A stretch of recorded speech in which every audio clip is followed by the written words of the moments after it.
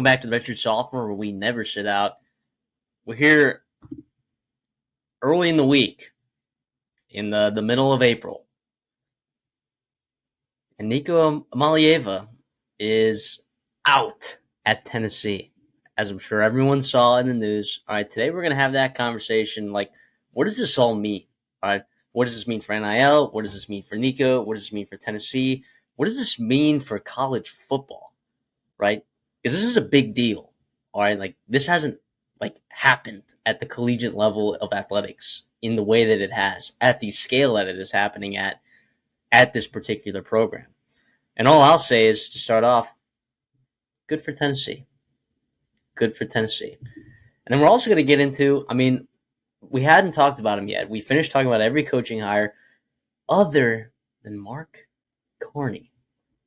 All right, there'll be an episode posted later this week where y'all will get the last 3 coaching carousel video that we've already pre-recorded. So Mark Carney, in terms of chronologically, is the last person that CD and I are talking about, but you'll hear him before. We'll see any more change. Yeah, oh my goodness. And let's just say that place is a mess. All right, and that's not new, right? The things that Sean Lewis was doing there at Kent State is unprecedented, right, for a program like that and the resources that they have. It's tier 1 what Sean Lewis did over there. And I'm excited to see what he does over at San Diego State now as he continues to build that program in his second year as he's heading there. But yeah, Mark Carney gets hired over there at Kent State. I say hired, promoted as an interim, right? And we've seen interim coaches work out before, right? We've seen them. It's happened. Dabo Sweeney, you look, David Prawn, 2 years ago, they had a really good season. His first year as an interim was thrown into the fire as a guy who hadn't even been a coach. It wasn't even a part of that original staff with Pat Fitzgerald. He just gets thrown in the fire and, won 8 or 9 games there. So it'll be interesting to see what goes on there. But I'm telling you that the MAC, the climate there, it's challenging for a team like Kent State to honestly compete. And you might be thinking, why is that? It's because the coaching in the MAC right now is at an all-time high. There are so many good coaches around the MAC. There are programs that have significantly more resources than you, and you're just historically not a powerhouse school. And geographically, you're in a tough spot. Both of your rivals are much better than you, significantly better than you. And it's kind of a tough spot to be if you're a Golden Flash fan right now. But maybe we'll be able to pour some optimism on that.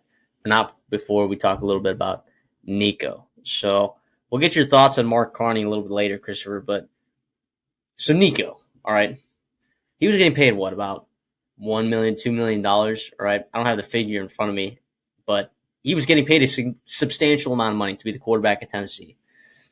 And I guess it was rumored that, even during, the playoffs, that it was rumored that he was, sniffing around, looking for stuff, like potentially holding out in the playoffs, of last year. Is there truth to that? I'm not sure, but he certainly held out this spring, waiting to see if he could get a new contract, whether he was advised by his father or, his team or both, agents, father, mother, whatever it is. It sounds like there were people close to him that were advising him to sit out of practice and team meetings in order to negotiate this NIL deal. And NIL is a separate entity. It's your name, image, and likeness. That shouldn't have necessarily anything to do with the university, although collectives have made it a thing that it is, I guess, a part of the university, and universities offer these things because of their boosters and their resources and donors and whatnot, and their circles and their connections. But $4 million is what he's looking for, and that he just was not going to get. So he sits out of practice, and Josh Heupel says, you know what? Pulling the plug. We're not letting this happen. No one is bigger than the team, is what he said. And Nico Iamaleava was dismissed from the Tennessee football team accordingly. Wow. It is wild. I mean, we kind of talked about it. We joked right off air. We're like, so Nico transferring? Because there was like some rumors about, him trying to renegotiate and all that stuff. And we're like, no, they're going to get it done. Or like, it's not going to be a thing. And you kind of It's wild. It is a wild time, and I will say, like you echoed, like good for Tennessee. I will say, and I'm not saying this like rooting against Nico. I'm not saying this because I don't think players should be paid. I'm just saying like this is a stand that Tennessee and Heupel and everyone that they're involved made. If this is the reports are true, that's how it worked out. This is a good step towards some kind of regulation that we're not just going to have a free for all. Whatever someone wants to get paid, they can just get paid and just leave whenever, yada yada. And also like Tennessee too, like they were the ones among other people, I'm sure, but that was a big deal when he signed that NIL deal, right? In high school, 2 or 3 years ago. That was a massive deal in the NIL college football world, high school recruiting world. When he got that, they called it like 4 years, $8 million, whatever it was, $10 million. It was absurd and very, very well compensated for an 18, 17-year-old. And they were the ones that invested in him and believed in him and tried to develop him and put pieces around him to succeed. And then, and he honestly, it's one thing if he just like took off and became like that 5-star hype that we saw at times, him do, but really didn't flash consistently at all, especially in that playoff game too, right?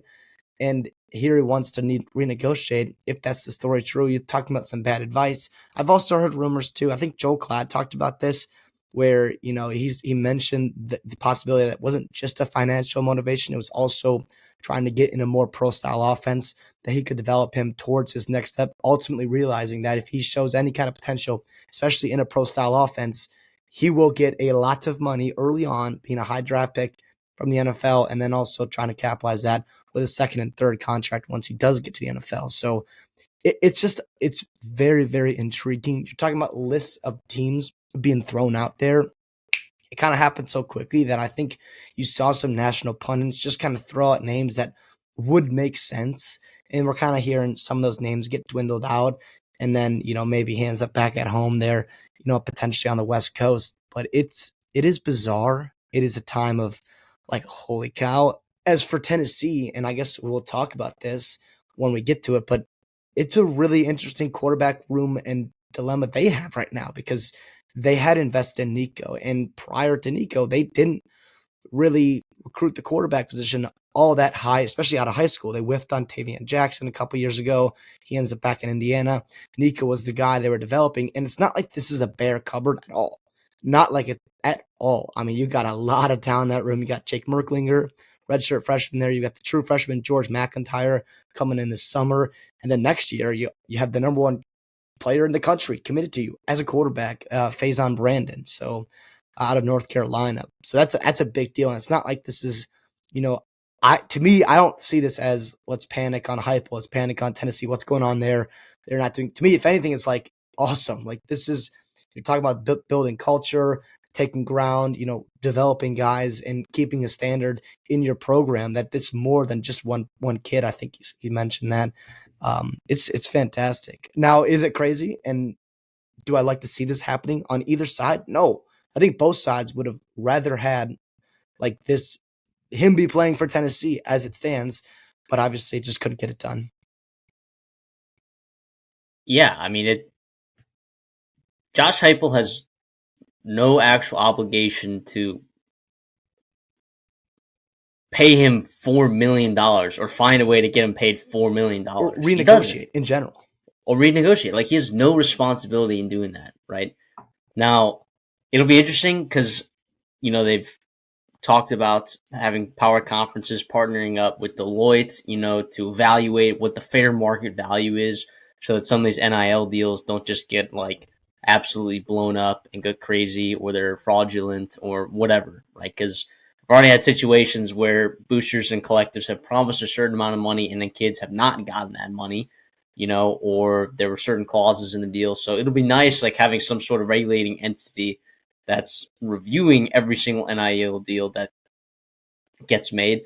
And, maybe this is like that tipping point that accelerates that process to get that done because, boy, does that need to happen. And then also, what's the other way that you can absolutely avoid this, Christopher? Contracts or just having employees, right? Aside from regulating CBA, it like Deloitte. Yeah. having them be employees. And what does that entail, right? That probably entails, you have contracts as an employee, but it also probably means you have a salary cap, right, for every school. And every school has a salary cap, as it's been reported in these House regulations in this bill that's, trying to get pushed through, that I think they're closer to the finish line. They're not. I think this judge wants to approve this, bill and this ruling, but I think there's some iron or creases that need to be ironed out, and I'm all for that, getting it right on the first time instead of trying things over and over again. But yeah, you pay them as employees, right? Ultimately you have a salary cap. That's probably not enough for most kids, and NIL will still be a factor. But I think, like, in terms of the obligation of the coach, in terms of negotiating contracts, for a football team, the football team will be given X amount of money, and like coaches, and that's why it'll be important to have a general manager for every team, and those will be people that are managing, how much money, certain kids will get, what positional value, whatever, you know, kids aren't going to be getting millions of dollars from that avenue, but it's another avenue to where, like, maybe these NIL deals don't have to be as lucrative as they are. And then having a regulating entity like Deloitte, monitoring those NIL deals, making sure that kids are getting their fair market value, is part of that. And then also, too, if you have them work as employees, on a contract, these kids aren't going to be able to hold out because of NIL, right? They have a contract. They're an employee. They can get fired, Here's my one rebuttal to that. I would say that if you ask a lot of people, like, the NFL has a pretty good model. It works for them. It's not perfect at all, but it make a frick ton of money, right, with their TV deals and revenue and all that kind of stuff. And obviously, like, viewership is at an all-time high. Health of the sport is continuing to grow, blah, blah, blah. The product on the field is fantastic. But them, right, the NFL with all their, and these billionaire owners and whatever it may be, right, they still have holdouts. They still deal with this shit. Tua Tagovailoa held out recently. Jordan Love held out recently. Starting quarterbacks held out recently. Now theirs was to get, $50 million deals, not quite $4 million deals. So I get that fact. But they also have a players association. Like, they have a players union. Well, and part of that was to get where they are obligated to get their fair market value for the benefit of other players. Like, that's part of their obligation. Yeah, yes, yes. So that kind of stuff would happen with college for sure, but it's different because you also have, like, multiple contracts. So, like, if you're Jordan Love and you're trying to plan the end of your rookie deal, you need an extension, right? Because of whatever, right? So, like, that's where it's different. But I will say, like, too, like, once we do get to a spot where we are at contracts, like, it's not going to be perfect. And I want to warn college football fans for that. Like, there will be situations like this. And by the way, if I know anything about college football and leadership going on right now, like, there will be plenty of kinks to iron out, right? So, like, it's not going to be perfect. This happens a lot. It is crazy. I think this is just fascinating because it is a big time name, because it's a former 5-star quarterback, because it's the SEC in Tennessee, and also, like, it's public. Like, this kind of stuff happens, I think, more frequently than you think, but it kind of gets hush hush, and it happens behind closed doors. I think you just had, Nico's dad talk out, and then also, Hypo had his sound bit, and Hypo's an emotional guy. I think that goes all the way back to his time in Oklahoma. Like, that's no surprise to it. It's just wild. It is absolutely wild. I want to bring up, this whole thing real quick. We talked about the 2023 class, and not just us, a lot of people, as one of the better quarterback classes they have ever seen, right? And if you look at those guys, those 5-star kids, even the top, 10, the top 10, top 9 there, you had, Arch Manning, who's still in his school, and you have Avery Johnson, who's still at a school, and Christopher Viziana, I think he's still at Clemson. So there's 3 of the top 10 that are still in their spots. Everyone else has either transferred away one or multiple times or followed coaches to new spots, yada, yada. But it's fascinating because Arch Manning right now is the lone standalone and, like, the one guy who you don't have a ton of questions about, obviously, because he wasn't a one guy. But it's fascinating what's going on in that class. And it's also, like, again, more proof that this is not a perfect process, recruiting wise, rankings, all that kind of stuff. And also the fact that Tennessee was able to invest $2 million into a high school quarterback just for it to hopefully work out one day.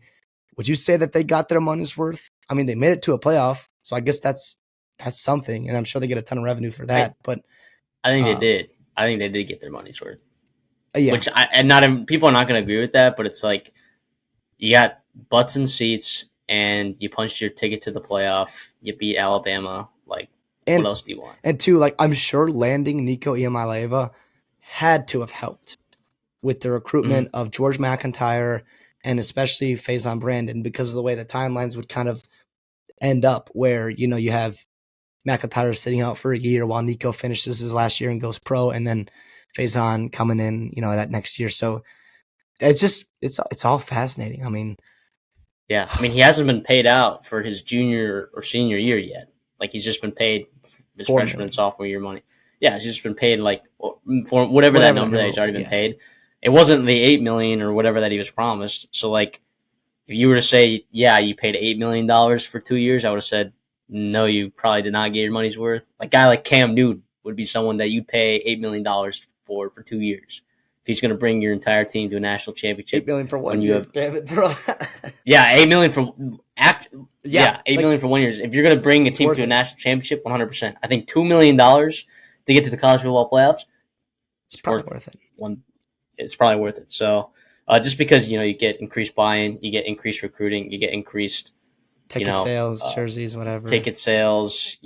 There's more money, more boost your buy-in. You have more outreach. People want to play Bigger with brand. elite quarterbacks too, or big time quarterbacks. Yeah, yeah. So look, this is all weird, and also too, we got to remember too, like whenever this house thing gets settled, Title IX isn't even included in the legislation yet.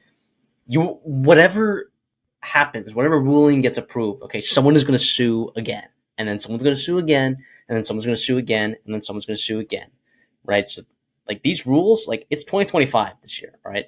These rules and regulations are going to be molded, melded, clay modeled, from different lawsuit after different lawsuit, and different precedents being set by these individual cases. That you're going to have something maybe more locked in, a better structure for yourself, in the year 2030. But if the House, ruling gets approved by, this time next year, it's not going to be, like you said, it's not going to be perfect. It's not.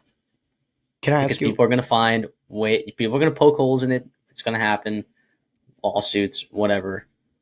You can just only hope that, like, doing something like that and approving that settlement can just put you in the right path for helping create more regulations so which you could freaking control this thing. Because the worst thing that you can have for college football, right, is having kids, you know, holding out of practices and games. Did I say games? I mean, they only play 12 games a year. I mean, like, could you imagine having a quarterback hold out of a game? That's like almost 10% of your entire season if you hold out for a game. That would be ridiculous. And I just, yeah. So is it fair to be worried about the sport of college football? Yes. But I got to believe this House settlement, and once and for all, declaring, these kids, either paying them or declaring them as like employees or whatever, will be some sort of step in the right direction. It's just still going to take some time after that.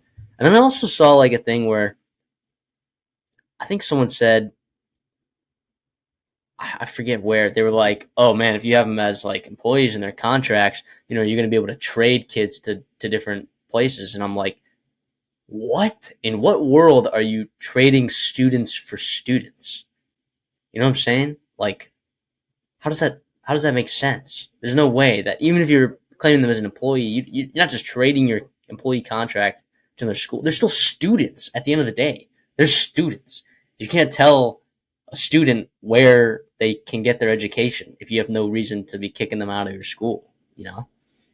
Yeah, which I don't is know. I think that's I feel like a stupid thought, and I could look dumb, 7 years from now, like when all of a sudden Clemson's, trading Alabama for, their third string defensive lineman for some cash and a second string cornerback. But that would be that would be the stupidest thing that we would have ever seen in this sport. But it's not going to happen because there's no way that they could actually get around and even make that happen. There's no way because they're students. They're students at a school at the end of the day. you think so, but it's interesting. I want to ask you. real quick about this Nico thing. Is there a spot where you see him going to, obviously outside of Tennessee, that makes you drastically change your output and expectation for a program, in college football? Right. Obviously, yeah, does that make sense? Yeah, there are a lot of schools, I think, in California where he's from that would be very fascinated to have a kid like Nico on their team. I don't think USC is necessarily a player, but I could see any sort of West Coast team. I could see a Washington. I could see a UCLA is a common name thrown around. I could see a you know dare I say you go G5. Like I don't know that they could justify paying whatever, but I mean we're seeing Malachi Nelson at UTEP right now, right? Who knows what kind of NIL you're going to be able to conjure, from Fresno State if you can promise them that you can get Nico, right? So uh, it'll be fascinating. But my guess would be that he moves a little bit West Coast, and I do think that it would drastically change my expectations for some of those teams. I don't know that it drastically changed my expectations for UCLA though. Believe it or not. No, I wouldn't either. To me, I would throw him in. I would selfishly, I think there are spots like potentially Louisville or North Carolina, maybe in the ACC there, that I could Louisville's see got Miller being better Moss. fits. I guess so. But we've also seen Miller Moss been recruited over multiple times. And we are like big time Miller Moss stands. Maybe not big time. We are like a pro Miller Moss on this, especially with, that coach over there at Louisville there. So it's going to be really interesting. I don't know. We will have to see, and obviously, we'll talk about it when it gets there. It does change the SEC landscape. We're gonna be talking about some tough schedules in college football, and obviously the SEC is not short of any of that. And look, how do you grade Tennessee right now? It's pretty darn tough because you don't have much knowledge about the quarterback situation. Are they going to go outside and get a guy in the portal? If they do, I'm sure it's more of a low ceiling, high floor kind of guy because you got a couple high floor. Excuse me, yeah, you got a couple high ceiling guys, in your pipeline right now. So it's really interesting all around. I mean, oh my gosh, I did not think we'd have to be doing this video this summer in terms of holdouts and whatever else. Looking back, I am actually a little bit kind of surprised that we haven't had to do it more often. And I wonder if it happens again. Although, I mean, Nico, poor kid, is being dragged to the mud right now. And we don't even know, if any of it's true, right? We don't even know if this is his fault or whatever. Maybe for all we know, he wants to be a volunteer, whatever it may be, right? And he's kind of stuck in the middle of it. Obviously, gotta fix, your name right now because it is kind of being, like I said, dragged in the mud. And that's And it may not all be his fault, by the way. This could very well just be terrible advice that he's receiving from people that are supposed to be adults. Yeah. But yes, for sure. Or those are the people driving the decisions. But gosh, it's a shame. It's a shame that it got to this. And it's weird how quickly it got sour, that relationship. You know what I mean? It doesn't feel like a, Troy Taylor or Stanford thing where they wanted to get him out of there. This is, I think it's just to me, this is everyone involved gets worse. If you ask me, I think Nico gets worse for leaving. And I think Tennessee gets worse for Nico leaving as well. Any hot takes where you think he's going to land? I would love selfishly to see him at Sacramento State. Are you kidding me? Brennan Marion with that, wouldn't that be awesome? And they have legit NIL funds, nothing crazy, not $4 million probably, but they get 5 stars on campus. They do. You want to talk about a big time name all the time. I mean, we did see Travis Hunter and a couple of big guys go to Jackson State. Obviously different because of Dion and whatever else may be, but Sacramento State's on the up and up. And if I'm Nico too, if you head back home, right? You're playing against worse competition. You would thrive in that kind of offense. You know what Brandon Marion is capable of. He'll put good players around you. You do your thing for a year, and you either go pro or you go back to the table right next year. It's like, yeah, I am worth $4 million. I'm worth $5 million, whatever it may be. So, yeah, that'd be awesome. Yeah, I think that'd be fascinating too. And I think there's a lot of senior quarterbacks in next year's Power Five cycle. So like, I think we're going to see a lot of quarterbacks gone. So if he wants to come back up into the ranks, there's going to be a lot of playing time available at particular schools, and I think a lot of offensive coordinators would love to work with a guy like Nico for his football capabilities. I can't necessarily speak on his, mentality or whatever. If this NIL thing would be an issue in the future, maybe, maybe not. I have no idea, but yeah, the situation's stupid. It is avoidable. It is maybe fixable. We'll just have to wait and see. And I guess, fortunately, we haven't had any other situations like that. But gosh, I just hope that they're proactive about this and not reactive or too reactive to this, to where like other people start getting the same idea. And the one thing I'll say that's bad about Tennessee, and I thought about this more, I thought it would be good, I think, for college football, like that Tennessee set a precedent in terms of the health of the sport, right? Because you wouldn't see people holding out the way that Nico was if Nico ended up getting paid by Tennessee's collectives there. But if he did end up getting paid and you did see other players do the same thing, don't you think that would accelerate this whole process a little bit? That's But not crazy. of course, we don't want that.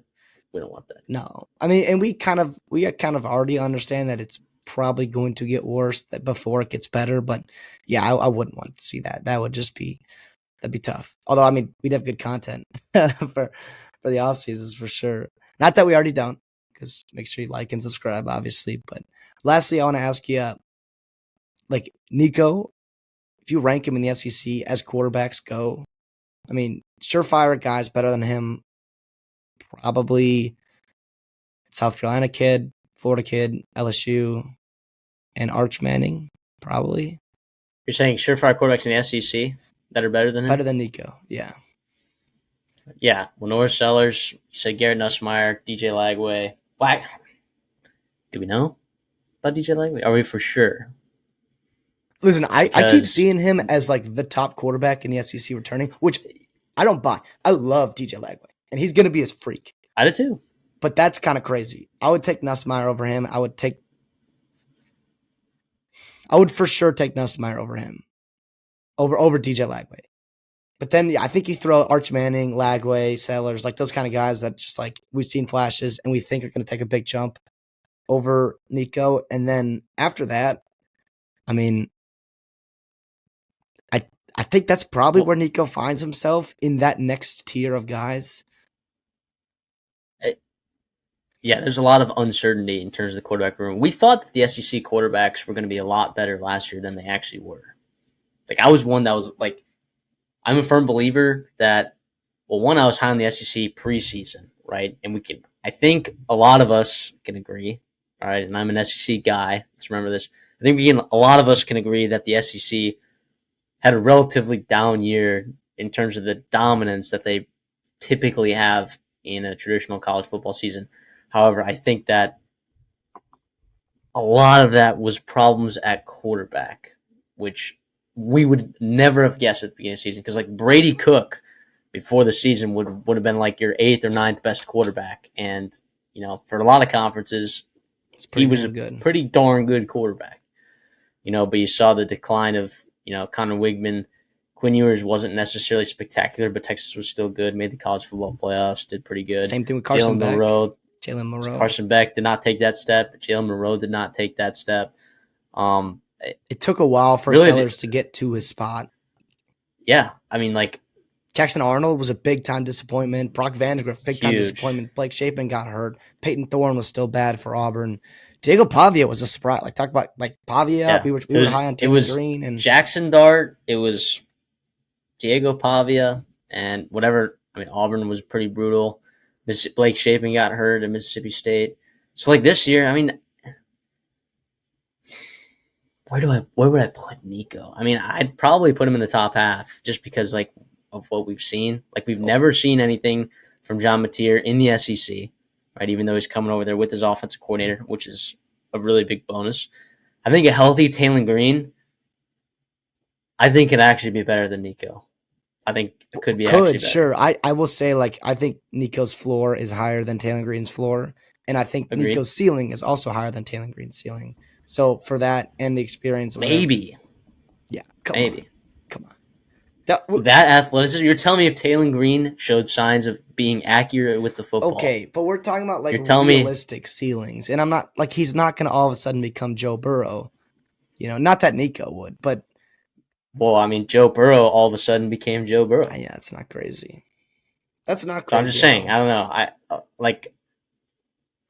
I think it's impossible to tell right now, but I would put him in the top half. I would refrain from putting him in the top 3, top 4. I mean, I'd have Arch and Garrett over him for sure, and Lenoris, I think. I'd have all of those guys. And then after that, it's kind of like, Diego Pavia I'd probably have over him, not going to lie.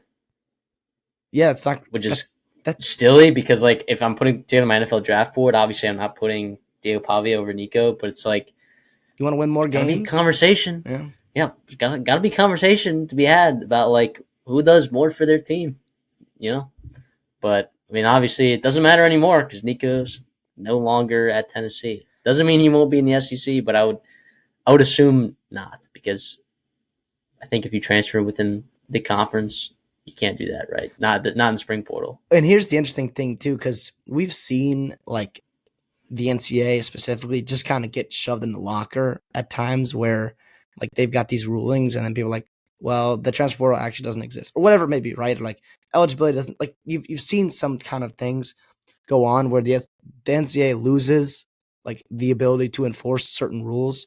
But this is coming from a conference level, right? This is coming from the SEC. Yeah. And to me, that's a much more stable and firm ruling than something at the national level with the NCAA. Just because, Greg Sankey at the SEC, the other SEC coaches and administration, they're not going to, let that happen, I don't think. Yeah. But to answer your question, I think there's a firm top 3. And then after that, it's like, good luck guessing who's going to have the best season, because I find it very difficult to tell who will actually have the best season there in the SEC. But so that's Nico's situation. Let's move on. Let's talk about Kent State. Kenni Burns. What are we doing? All right. Obviously, it's not Kent State's fault. At the time, I think you and I both agreed, like, hey, that could be a pretty decent hire. Like, he was a fantastic positional coach. You and I, being people that are not necessarily beat writers for particular schools, from an outsider's perspective, it's like, okay, well, like, Kenni Burns seems like he's built a good relationship with the players that he's had. He's recruited well at the position that he coached. He did a good job developing those players. Maybe some of that can translate throughout an entire program if you put him in charge of one.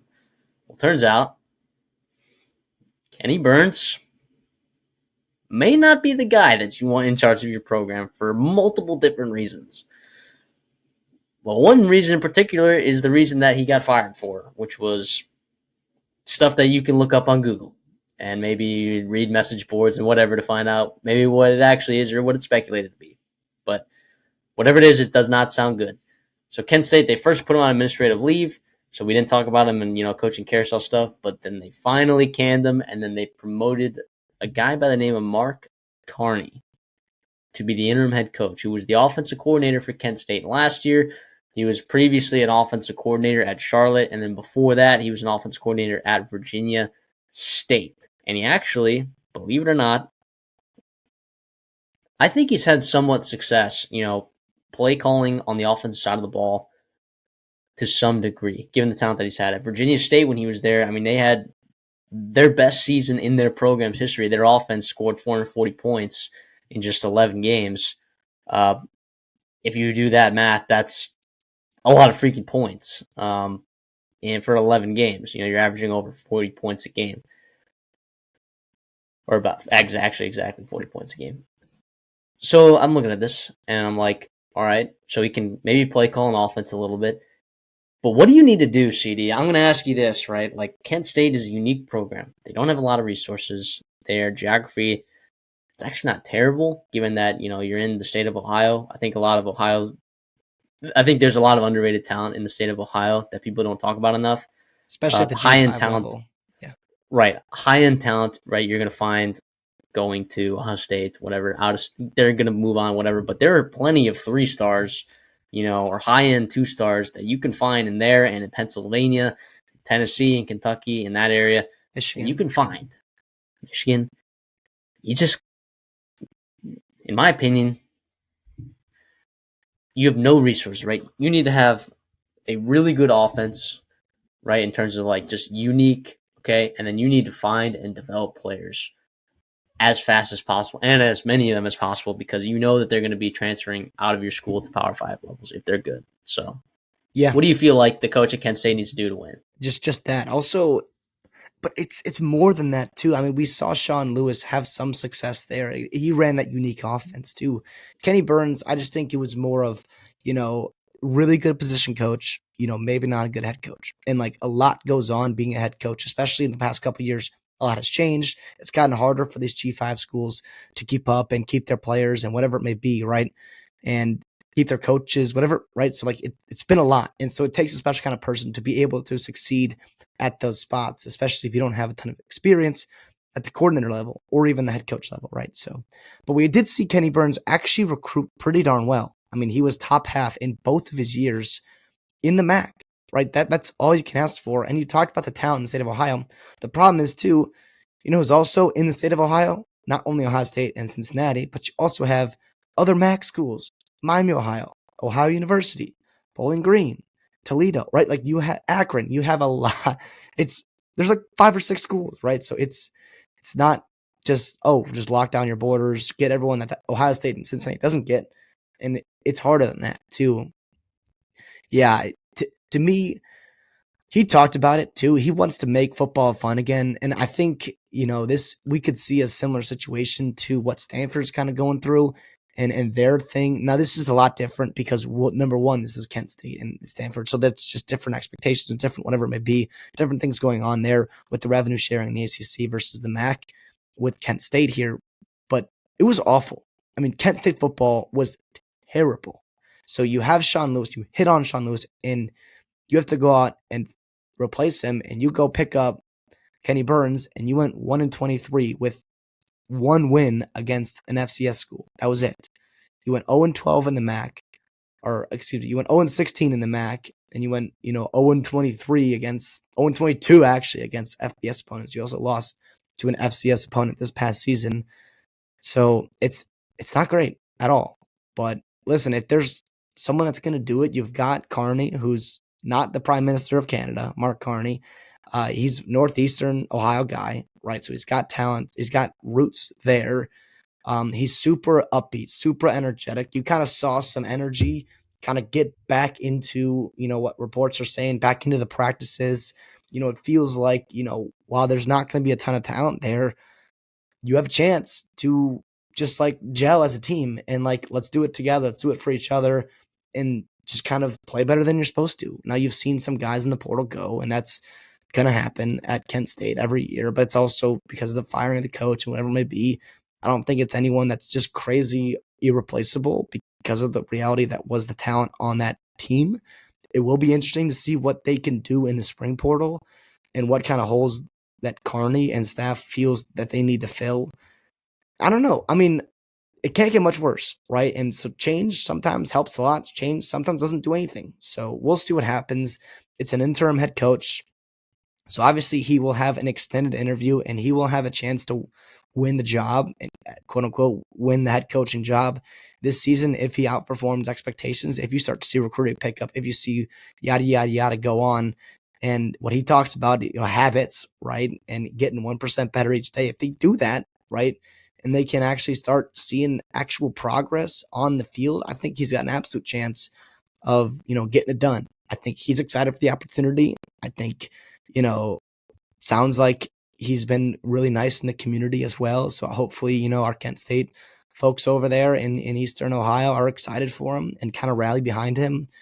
Maybe it breathes life in your program. Maybe it doesn't. But, we'll just see. I think it was the obvious choice. I would not have gone outside hire, right? Because kind of too late to do that, to give him a real chance at establishing, whatever it may be. Yeah, let's try it out for a year and see what happens. Yeah, and my guess would be that he doesn't have the head coaching spot at Kent State next year. This time, we could be wrong though. I mean, he's able to use his Fordham connection to land what I think is actually a pretty good transfer portal quarterback in CJ Montez.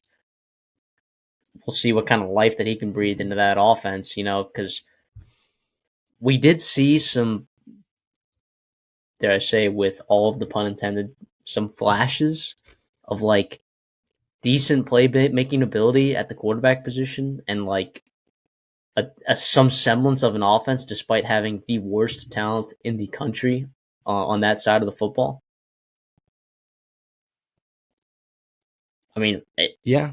Well, and they were if we see some explosive. immediate changes, yeah, they were explosive, and that being explosive, is it's either it can be both, right, or one or the other, right? It's explosive athletes or play calling, right, and play design, and we know which one it was not. Yeah. All right, that's for certain.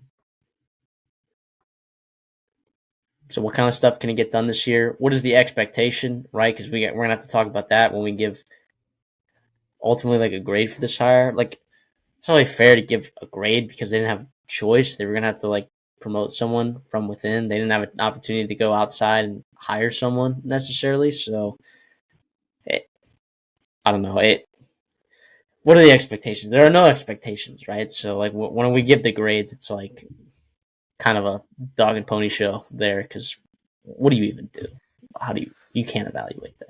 Here's what I'll say too. And one concern I have, and I'm not saying that this is the end all be all. It could work in the reverse effect. But if you want to play devil's advocate here, one of the very few good things about your team last year was, like I said, explosiveness, especially in the passing game with Ulatowski, right, and McCray, right, and Luke Florio too, right. You have an offensive coordinator who was like, that was his job, right? Carney, that was his job to create explosive plays. He could just sit in his lab all week and just create plays and find weaknesses in defenses and do that kind of stuff. Now he gets promoted to head coach, and some of that responsibility he has added to that. And he maybe doesn't have all the time in the world to sit there and just craft and whatever it may be. Is that something you're worried about? Where like, yes, it makes sense that you promote the offensive coordinator because you're not going to promote anyone else, but maybe one of the good things about your team last year might take a step back because he won't have time. You know what I'm saying? I don't know. I mean, it's like with that, you just have to wait and see because we've never seen him call plays as a head coach. Yeah. So I don't know. Some coaches can do it. Some coaches can't do it. We're gonna find out if this guy in his mid 40s who's called a lot of offense in his time. We're gonna see if he's able to do it. I have no clue. And like, so you can't evaluate the staff that he hired, right? Because it's Kenni Burns, same staff. It's like, how do you? We have to talk about it, right? But there's no real evaluation. Here's my grade. All right, it's a B. Yeah. Okay, he'll meet expectations, which are probably get whatever. fired. There's no expectation. There's no expectations. You get fired. Whatever. Yeah, that's mine too. And here's what I will say, and this is the best way I could sum it up, right? Because we have, like, if you're kidding yourself, right? If you're like coming out here and making all these bold proclamations, oh, yada yada yada, like this, whatever just went down, right? It sucks. Hopefully, everyone involved is okay, and whatever happens. But if you talk about like strictly about the Kent State football program right now, as it stands, I am a little bit more excited about it than I was a month and a half ago. Is that crazy to say? Just because it's like change, and you're not just changing for change. It's not guaranteed to produce any different results, whatever it may be. And I was rooting for Kenni Burns, obviously Minnesota guy, but it was in a bad spot, and it was not getting better this coming season, and maybe this does get better. If not, also, lastly, too, not unfortunately, one of the best things for this situation is I don't think Kent State's going to have to be worried about paying a buyout. And that's a big deal. That's a big deal at That's that a big deal at the program. So if you whiff on a coach, you're probably going to have to bite the bullet. Either keep him on longer than you should because you can't afford his buyout, or you find a way to get him out of there without paying his buyout. And now you can actually have a legit, a year plus to vet candidates, to get a search committee if you're going to have one, and to figure out who you want leading your program going forward. I don't know. Yeah, and it's interesting too because you're going to have. I mean, there's a ton of transfers that left this program, right? But like we talk about how bad they were last year, so like you can't really say like, oh my gosh, they lost all these players to the transfer portal, and then be like, well, that matters, unless you're saying that talent that left is actually pretty good. I mean, some of it was, right, but they also replenished some with players that have some question marks around them. Players that went from lower levels, but also players with a lot of experience. I mean, you're looking at their offensive line, and what they got. Pretty much everyone there has 4 or 5 years of experience at some point, so it'll be interesting to see. Like, I think that there's a pretty good chance that they actually win more games than they did. Well, I would hope that they win more games than they did last year, and that wouldn't be saying much. But fascinated to see how this works out, and I just think it's really tough to be Kent State right now and be in this MAC where you have pretty much every other team being competitive, other than basically Akron, who another Fordham guy, Joe Moorhead. But yeah, it's a B. All right, we have no expectations. Kent State's in turmoil. I want Kent State to be good at football because I loved watching Sean Lewis and I love watching Kent State kind of mess some people up. When people are just supposed to be chalking them up as a win on their schedule and they're just ruining their days. What are you going to do when Kenni Burns is? Oh gosh, what are we doing? What are we doing, Kenni Burns? That's going to do it for this episode, Redshirt Sophomore. Let us know what you think about the Nico stuff. Let us know what you think about Kent State's situation. And if you're fascinated in hearing about other coaching hires we talked about, I promise that there was better and more thorough analysis, when it comes to those, because like I said today multiple times, there's not much to analyze other than they fired a coach who had some misconduct and promoted the offensive coordinator, right? So if you're looking for that kind of content, we go really in depth with all of the new hires in all of college football. Yeah, that includes Frank Reich. That episode will be out later this week. But we hope you guys enjoyed today's episode. Future episodes will be here. I mean, football's right around the corner.